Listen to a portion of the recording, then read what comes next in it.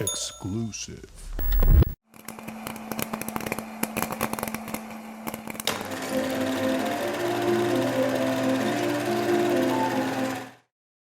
Hey RedEye, this is Brie Larson, and I'm here having a nice chat about everything other than this movie that I've got opening on October 23rd called Room. Check it out. If you had a huge room that you could design however you wanted, That's a great question. the floor could be a trampoline in one area, you could have a McDonald's. Basically, it's your own personal, the movies Blank Check and Richie Rich. My favorite movie ever. Your version of that. My dream to have a check of $1 million started from that movie. How would you design your ideal room? Oh my gosh, this is such a good idea. Okay, well, first of all, one wall would probably be slushies. Like full on, like different flavors of, but like natural fruit. I don't like the artificial ones, but like margaritas kind of like on tap, pina coladas on tap. Maybe a blue raspberry for those who enjoy that. I'm not a big fan, but you got to do it for your friends, for the other people. It tastes more like blue than raspberry. It's a joke. I don't know where someone came up with blue raspberry. So I definitely have a wall of that.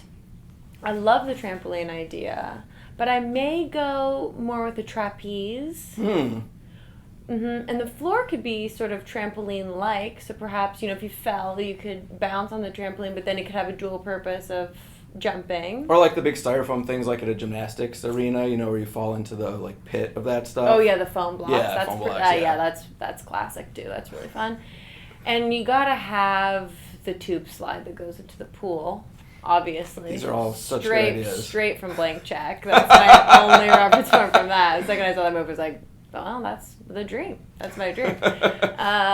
And gosh, what else would I have?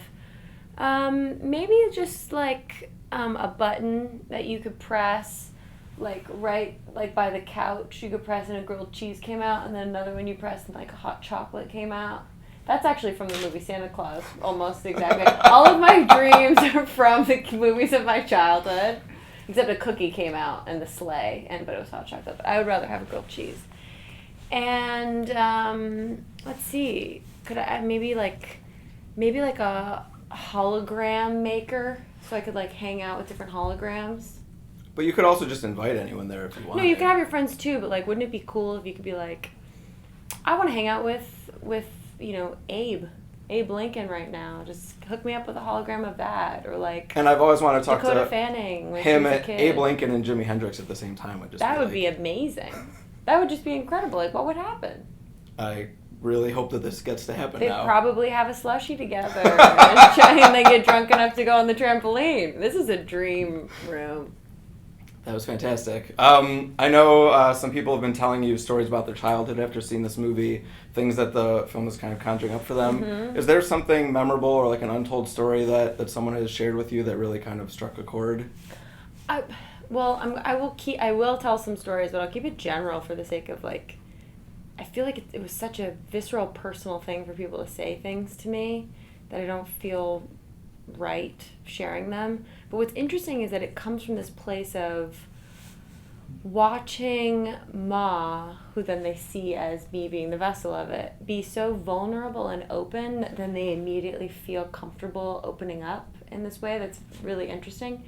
But it reminds people of many different things. I had some people talk about how it reminded them of, as a kid, making their first friend when they were about 5-6 years old. The first time they felt comfortable having a friend and asking a friend to come over, and that really broke my heart, because I remember that the nervousness of being a kid and not being sure if they want to come over and play. Yeah, that's the most innocent thing there is. It's so sweet. And also heard about people that had troubled parents, maybe a mom who had a mental issue or depression. And I never saw the movie from that side of it, but that was also a really interesting thing to hear about. Those are kind of the main ones that stick out in my head, but there's truly been hundreds. Yeah. Hundreds, because there's so many images in this movie that one triggers something, and then they think the whole movie is about that one thing. So it's interesting that everyone believes that they like get what the movie's about, but everyone has a different idea of what that getting just is. see it through their own filter. Yeah. Yeah, yeah. Well, do you think we're more vulnerable when we know about the world or when we don't? Vulnerable? Well, it depends on if you don't know about the world, but then you have to be in the world, then yeah, more vulnerable. But if you don't know about the world and you don't have to be in the world, then I'd say it's a pretty sweet place to be in some ways, because it's the ignorance is bliss. But on the alternate side, I would prefer to be in the world and to be aware of it. As opposed to sectioned off and protected, which I would hope that everyone would Yeah, choose. I think there's just a real beauty to the robustness of life and that process of becoming a person. Do you think some people would rather section themselves off that way, though, take I the think we opposite side? do it all the time, though. I don't mean it as simply as, like, we never leave the house, but I think we all find ways and sneaky ways to avoid understanding certain things or knowing certain things or running away from certain aspects of ourselves. It's just part of the human process of these mechanisms in our brain that are constantly trying to protect us. They're trying to be the parent to us. And so it takes a lot of time and I think introspection to hit the point where you go, whoa, that defense mechanism that has given me social anxiety for 26 years of my life, I guess I don't need that anymore. Yeah. I needed it before when I was young and everything was confusing and I didn't understand, but now actually I'm good. And so I can let that piece go. I read about how you were very clear with, the crew, your friends, your family about the sort of process that you would be going through, this kind of scuba diving metaphor, going into the character and coming out, so that you said so nobody takes it personally if anything happens. What were you worried about happening, and did anything happen that made you kind of glad you would put that context down? Well, it was something that I experienced in Short Term 12, where it was my first time that I had to get to this deep emotional place and do it almost every day with a crew. And it was a crew because we were so intimate. There was like 10 crew members, and they were my pals. And so I didn't realize, because I didn't explain it to them, that sometimes they get confused as to why I was acting differently or why I was in a darker place. And so and every so often you get a crew member that'd be like, smile, what's wrong? And everyone loves that. They don't understand that, I'm taking the time to get into something. And then I started to feel self-conscious about it because I had like a PA come up to me after Short Term 12 and say, I thought that you were mad at me because you were glaring at me. And I was like, I can't see you. I just was in the scene. I wasn't trying to look at you, and I'm sorry. I didn't realize I was making eye contact. And so to not feel self-conscious about it, I just felt like, let's keep the barriers really clean for everybody so that nothing has to seem like this is me being screaming and angry or asking for something. It's Ma sort of coming out. And then it became easier for me to feel the freedom to explore it and then also be able to clearly go, okay, and now I'm done. I swam down as deep as I could. I came up for air. I'm here now. Let's go to lunch. It makes it clearer for everybody. Yeah, that makes sense. Well, sort of on that note, of course, different movies, different roles, and you're fantastic in both of the films, but how much do you think about, like, how much something like Short Term 12 was, like, almost, does it feel like it was necessary, like, an emotional prep to get to where you need to go in room? I mean, because all the things you've done, even something like Don John, which is a small role, but you communicate so much without speaking. Like, how much do you look back at the things you've done and almost see them as, like, essential in being able to be where you are now? Well, all of it is. And it's not just the roles that you play on camera, it's life experience. I think that's a huge part of why a certain actor gets chosen for a certain role, is you're basically pulling upon their brain and what's in there, what they've picked up on, what they've been thinking about, what life experiences they've had and how they've dealt with it. It's that whole accumulation of stuff, of exploration, which is why a certain person gets chosen for something.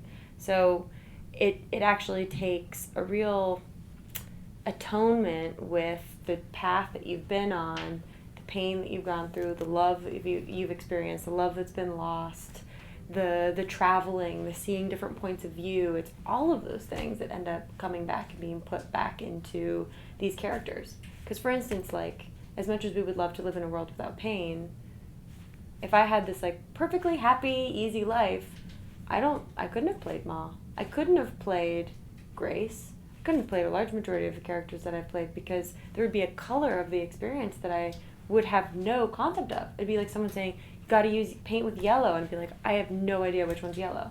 I don't know what that color is.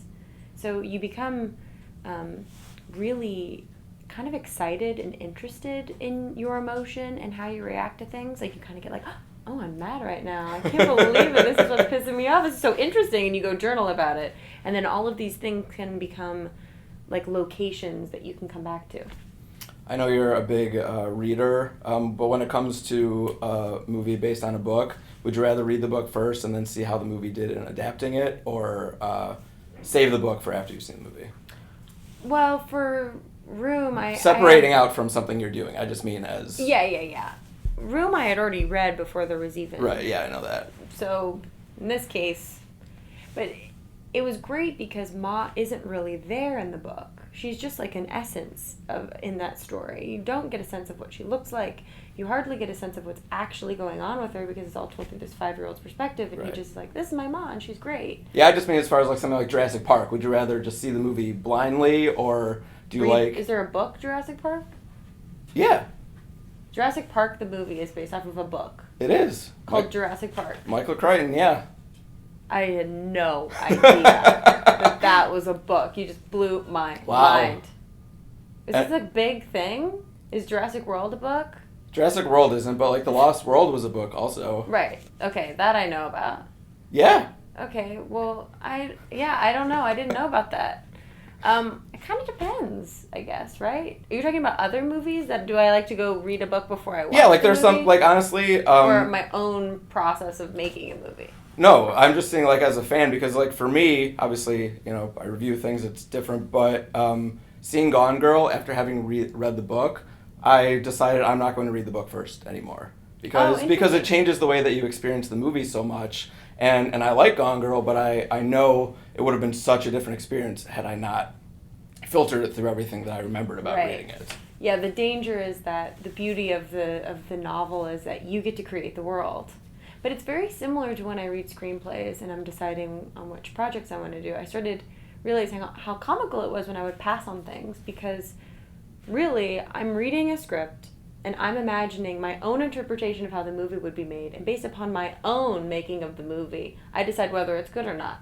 But it's not, it's me. I mean, I'm saying no to myself, but I'm not the one really making the movie. I'm just an instrument in it. So there is a danger in that sense of imagination and like letting go of what you see it as and what it actually is.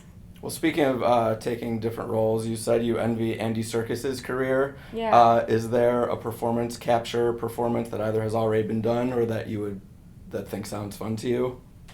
Oh, that's interesting. I kind of have this infatuation of like playing Ben Gazzara. Like if someone could like scan his body and I could play Ben Gazzara, I would be thrilled.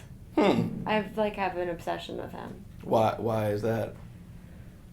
He's just one of my favorite actors, and he has such a fascinating career. And I went to this retrospective that he did where he talked for like 6 hours about his career, and like it went through every year of his life. And so I got such an intimate knowledge and understanding of him, and there was this... I love Cassavetes' films, and all of his films have this sort of volatile nature where it's just like everything's right underneath the surface and you're just waiting for these explosions. And he was sort of a living embodiment of that, where there was these... He could talk about things and then he'd get really angry, and I just loved it. And I thought, God, what an amazing thing. And I started feeling the limitations of my body, of going, well, you know, am I going to be trapped playing my age as a woman through various stages? I mean, there's a lot to be explored with every year, of course, but there's something to, like, how much could I know about the male experience if I were to go so far as to play one? Or to be a CGI version of it? Like, could I plausibly play a 60-year-old man?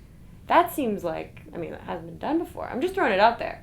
I'm not saying it could be tour de force, it could be fall flat on its face, but there's something interesting about, like, I want so much to see different views of the world, but how far can you go? I mean, really, how much can my brain expand and see outside of itself to see what that life would be like? Yeah. Last one, because you said that you had so much fun talking with Jacob about like animal battles. I thought I would throw a couple out there for you Sure. and see what your opinion was of who would win and why. Cheetah versus lion. I think lion. I think it's got a bigger mouth. Interesting. Elephant versus bear. But we're talking, like, cheetah can run very fast, so the battle may never happen. Well, that would be such a cowardly way to end it, though. Just run away. No, that's smart. That is very, very smart. You're saying if a lion is chasing after you, you're like, you know what? I got to finish this thing off. I got to try my hardest. You would run. You would not. Once be I like, see how big his mouth is, I probably would have been none of like. your friends after they saw you would be like, I can't believe you ran away from that lion. Why don't you be a man and fight it? Touche. Come on. Elephant versus bear. Oh, I feel like it would be bear because all of my interactions with elephants, they're just these like angels. They're just giant angels. They're like the whale shark of land. They're just like, oh, they're so sweet. I just feel like they'd be like, please don't. Can't you just see the little tusk going, no. No.